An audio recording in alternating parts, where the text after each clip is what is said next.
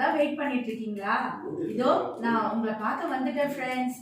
ஆமா, போன வாரம் நம்ம சோனாக்கா நோவா தாத்தா ஸ்டோரி சொன்னாங்கல்ல, நீங்க எல்லாரும் கேட்டிருப்பீங்கன்னு நினைக்கிறேன். ரொம்ப நல்லா இருந்துச்சுல? ஆமா, நோவா தாத்தா ஒரு பெரிய பிழையை செஞ்சாங்க.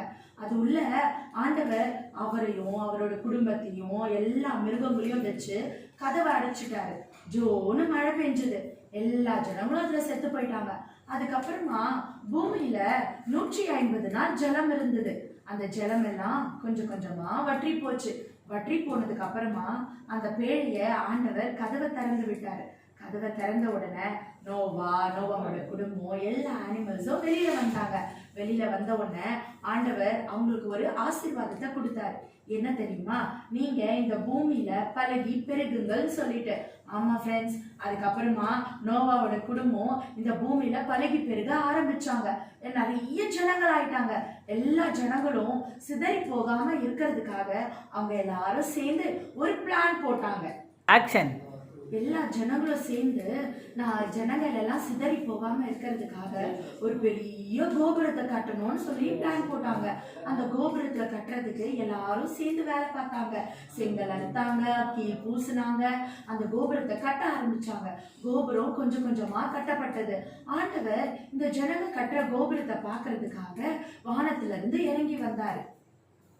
ஆக்ஷன். ஆண்டவர் இறங்கி வந்து இந்த ஜனங்கள் எல்லாம் எப்படி இந்த கோபுரத்தை கட்டுறாங்கன்னு பார்த்தாரு. ஆனா இந்த ஜனங்களுக்குள்ள ஒரு பெருமை இருந்தது. என்ன தெரியுமா? நாங்க தான் இந்த வானத்து அளவுக்கு கோபுரம் கட்டுறோம், நாங்களும் தேவதூதர்களை போல ஆகும்னு சொல்லிட்டு ஒருத்தரும் பெருமையா பேச ஆரம்பிச்சாங்க. ஆண்டவருக்கு பெருமையா இருக்கிறவங்கள பார்த்தாலே பிடிக்காது.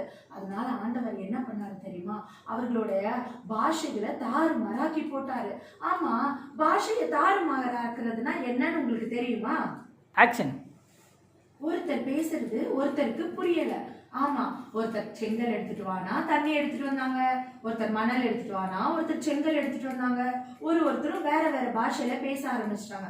ஒருத்தர் ஹிந்தி பேசுறாங்க, ஒருத்தர் தமிழ் பேசுறாங்க, ஒருத்தவங்க உருது பேசுறாங்க, ஒருத்தவங்க மலையாளம் பேசுறாங்க. எல்லாருக்கும் ஒரே பாஷையா இருந்தப்ப எல்லாரும் சேர்ந்து வேலை பார்த்தாங்க.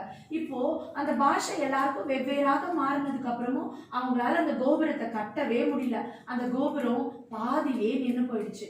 அந்த பாதியிலே நின்று போனதுனால அந்த கோபுரத்துக்கு பாபேல் கோபுரம் என பேர் வந்தது.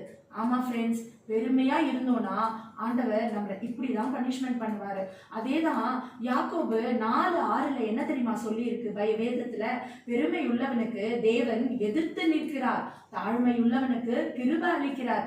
ஆமா ஃப்ரெண்ட்ஸ், நம்ம எல்லாரும் கருப்பா இருக்கோம், நம்ம வெள்ளையா இருக்கோம், நல்லா படிக்கிறோம், நல்லா படிக்கல அப்படின்னு சொல்ற பிள்ளைங்களை பார்த்து நம்ம பெருமையா இல்லாம தாழ்மையா இருக்கும் போது ஆண்டவர் நம்மளுக்கு எல்லா ஆசீர்வாதத்தையும் கொடுப்பாங்க. ஃப்ரெண்ட்ஸ், இந்த உலகத்துல நம்ம புகழதோட உச்சிக்கே போனாலும் என்னைக்குமே பெருமை மாத்திரம் நம்மளுக்கு வரக்கூடாது.